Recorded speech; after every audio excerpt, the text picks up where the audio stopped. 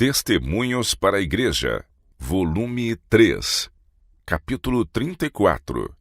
Doação sistemática.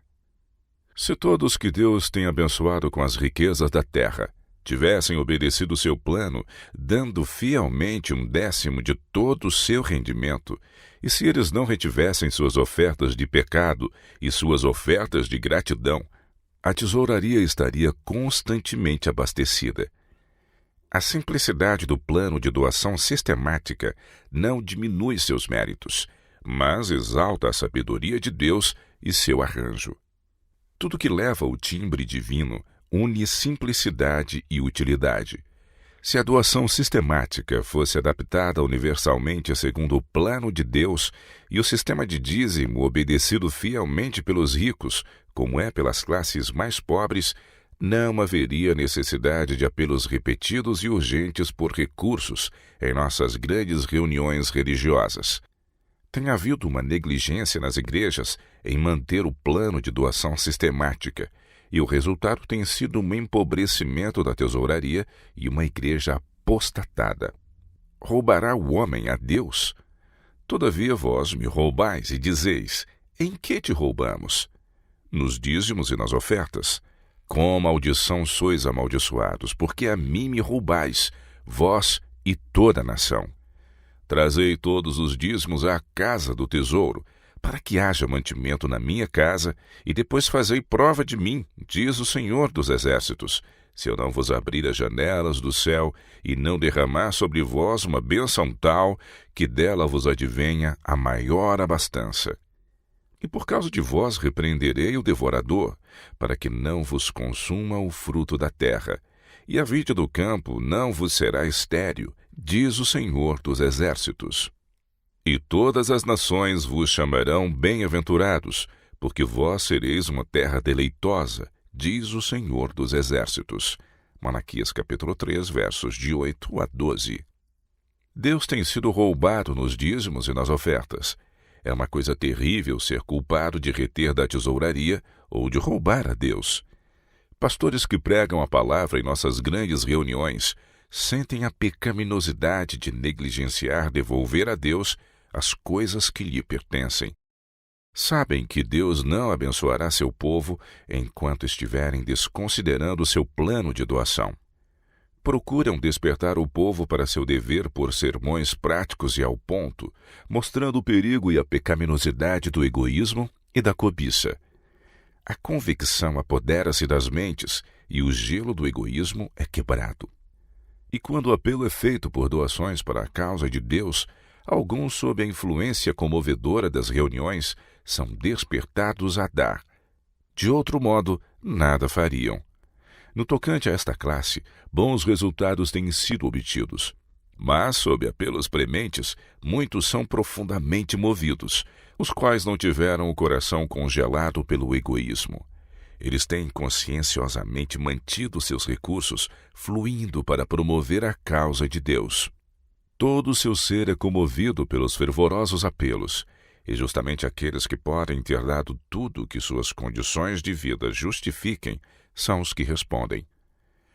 Mas esses crentes liberais e sinceros, movidos por zeloso amor pela causa e desejo de agir prontamente, julgam-se capazes de fazer mais do que Deus requer deles, visto sua utilidade estar prejudicada em outros sentidos. Estes voluntários às vezes prometem levantar dinheiro quando não sabem de que fonte ele virá, e alguns são colocados em circunstâncias aflitivas para cumprir suas promessas. Alguns são obrigados a vender sua colheita com grande prejuízo, e alguns têm, com efeito, sofrido pela falta de conforto e coisas indispensáveis à vida a fim de saldar seus compromissos. Houve tempo no começo de nossa obra, quando tal sacrifício teria sido justificado, quando Deus teria abençoado todos que se aventuraram assim fazer a favor de sua causa. Os amigos da verdade eram poucos e seus recursos muito limitados, mas a obra tem se ampliado e fortalecido até o ponto de haver suficientes recursos nas mãos dos crentes para amplamente sustentar a obra em todos os seus departamentos, sem embaraçar ninguém, se todos assumissem sua parte proporcional. A causa de Deus não precisa ser prejudicada no menor grau. A preciosa verdade tem sido tornada tão simples que muitos a têm adotado. Pessoas que têm em mãos recursos que Deus lhes confiou para usarem em promover os interesses da verdade. Se as pessoas de recursos cumprirem seu dever, não é preciso pressionar os irmãos mais pobres. Estamos em um mundo de abundância. Se as dádivas e ofertas fossem proporcionais aos recursos que cada um recebeu de Deus, não haveria necessidade de apelos urgentes por recursos em nossas grandes reuniões. Estou plenamente convencida de que não é o melhor plano fazer pressão sobre o assunto de dinheiro em nossas reuniões campais. Homens e mulheres que amam tanto a causa de Deus como sua vida farão promessas nessas ocasiões, quando suas famílias precisam sofrer por falta dos recursos que prometeram dar para promover a causa. Nosso Deus não é um capataz e não requer que o pobre dê à causa recursos que pertencem à sua família e que devem ser usados para mantê-los em situação confortável e acima de penúria. Os apelos por recursos em nossas grandes reuniões campais têm sido respondidos com resultados aparentemente bons no que toca aos ricos. Mas tememos o resultado de um esforço contínuo para reabastecer a tesouraria desse modo. Receamos que venha uma reação. Um esforço maior deve ser exercido por homens responsáveis nas diferentes igrejas para que todas sigam um plano que Deus idealizou.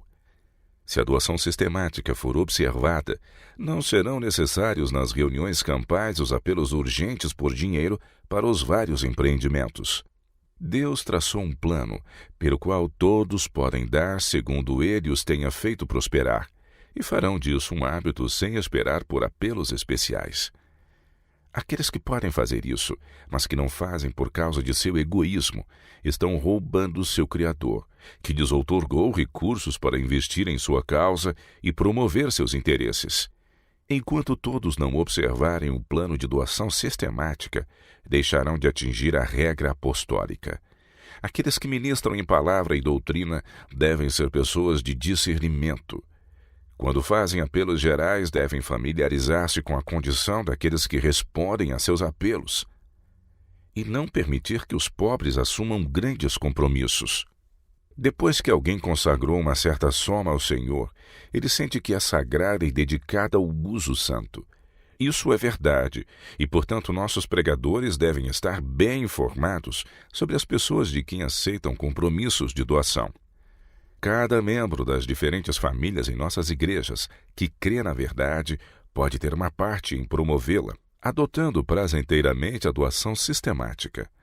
Cada um de vós ponha de parte o que puder ajuntar em casa, para que se não façam as coletas quando eu chegar. A responsabilidade de insistir e pressionar os indivíduos a dar de seus recursos não foi designada para ser a obra dos ministros de Deus. A responsabilidade deve repousar sobre cada indivíduo que desfruta a crença na verdade.